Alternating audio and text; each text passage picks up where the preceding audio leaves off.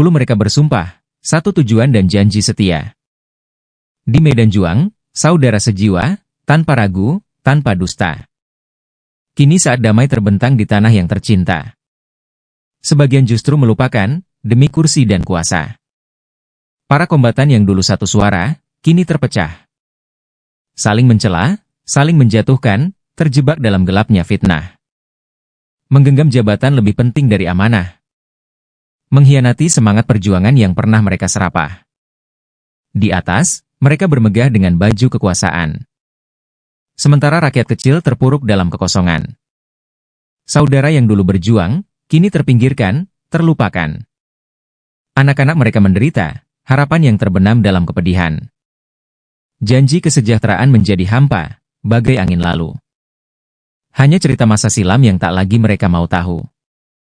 Kini rakyat memandang dengan tatapan pilu dan luka. Melihat pemimpin mereka lupa dari mana mereka berasal, tenggelam dalam dosa.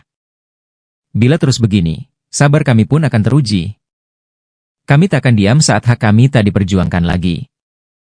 Jika janji perjuangan hanya tipu daya dan kesia-siaan, maka kami siap bangkit, menuntut kebenaran yang hilang di jalan kegelapan.